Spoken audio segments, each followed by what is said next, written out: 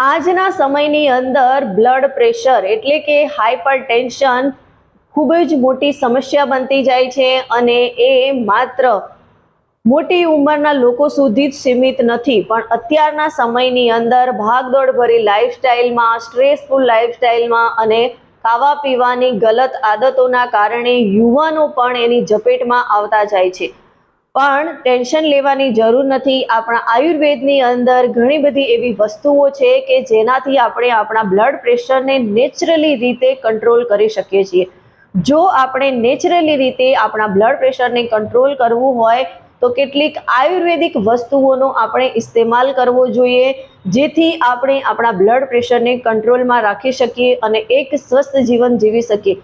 કેમ કે high blood pressure ઘણી બધી બીમારીઓ તરફ લઈ જાય છે અને સૌથી મોટી બીમારી heart related problem, heart failure, heart attack, blood clot, એવા ઘણા બધા પ્રોબ્લેમો છે કે જે હાઈ બ્લડ પ્રેશરના કારણે જ આવતા હોય છે। તો આ બધા પ્રોબ્લેમોથી દૂર રહેવા માટે આપણે હાઈ બ્લડ પ્રેશરને કંટ્રોલમાં રાખવું ખૂબ જરૂરી છે। તો એવી કઈ આયુર્વેદિક વસ્તુઓ છે, એવી કઈ આયુર્વેદિક ફૂડ છે કે જે આપણે શામિલ કરવા જોઈએ, એ પહેલાં આ વિડીયોને એ લોકો સુધી જરૂરથી શેર કરો કે જે તમારા ફ્રેન્ડ ફેમિલી મેમ્બર છે અને હાઈ બ્લડ પ્રેશરનો શિકાર છે, તો એમના માટે આ વિડીયો ઘણો બધો હેલ્પફુલ થશે। તો વાત કરીએ કે આપણે નેચરલી રીતે હાઈ બ્લડ પ્રેશરને કઈ રીતે કંટ્રોલ કરી શકીએ, તો કે લસણ એક જે છે એ હાઈ બ્લડ પ્રેશરને કંટ્રોલ કરવા માટેની એક જડીબુટ્ટી છે।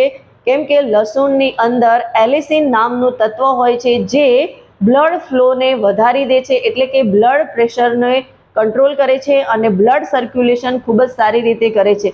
એના લીધે આપણે આપણું હાઈ બ્લડ પ્રેશર જે છે એ કંટ્રોલમાં રાખી શકીએ છીએ અને એને આપણે રોજ સવારે 2 થી 3 કળી લસણની કાચી લઈશું તો હાઈ બ્લડ પ્રેશરને કંટ્રોલ કરવામાં ઘણી બધી મદદ મળી જશે। અને એ સાથે જ આમળાની અંદર ભરપૂર માત્રામાં વિટામિન સી છે અને એની સાથે સાથે જ એન્ટીઓક્સિડન્ટનો પાવર હાઉસ પણ છે। આ એન્ટીઓક્સિડન્ટ આપણા શરીરની અંદર ખૂન જે હોય છે એને સાફ કરવાનું કામ કરે છે, એટલે કે લોહીને સાફ કરે છે અને જે આપણા મસલ્સ એટલે કે જે વેન્સ છે અથવા તો જે નસો છે એને મજબૂત બનાવવાનું કામ કરે છે અને બ્લડ પ્રેશરને કંટ્રોલ કરે છે।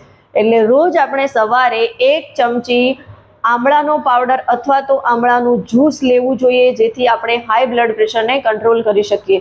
મેથીના દાણાની અંદર ઘુલનશીલ ફાઈબર હોય છે અને આ ઘુલનશીલ ફાઈબર કોલેસ્ટ્રોલ અને બ્લડ પ્રેશરને કંટ્રોલ કરવાનું કામ કરે છે।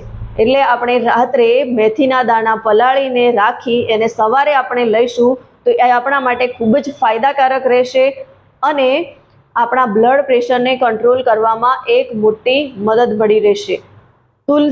તુલસીને આપણે ધાર્મિક રીતે ઘણું બધું મહત્વ આપીએ છીએ, તો ધાર્મિકતાની સાથે સાથે જ તુલસીના પાનની અંદર એવા ઘણા બધા કમ્પાઉન્ડ છે। તુલસી એક ઔષધીય વનસ્પતિ છે। તુલસીના પાન આપણે રોજ સવારે લઈએ છીએ તો એની અંદર જે આવેલા કમ્પાઉન્ડ છે એ આપણા બ્લડ પ્રેશરને કંટ્રોલ કરવાનું કામ કરે છે। એટલે આપણે રોજ સવારે તુલસીના 2 થી 3 પત્તા લેવા જોઈએ, જેથી આપણે આપણા બ્લડ પ્રેશરને કંટ્રોલ કરી શકીએ।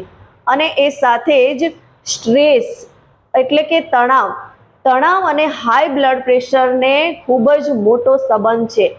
એ બંને એકબીજાની પરસ્પર છે અને અશ્વગંધા એક એવી જડીબુટ્ટી છે કે જે સ્ટ્રેસ હોર્મોનને કંટ્રોલ કરે છે, સ્ટ્રેસ હોર્મોનને ઓછું કરવાનું કામ કરે છે, એટલે હાઈ બ્લડ પ્રેશરને કંટ્રોલ કરે છે।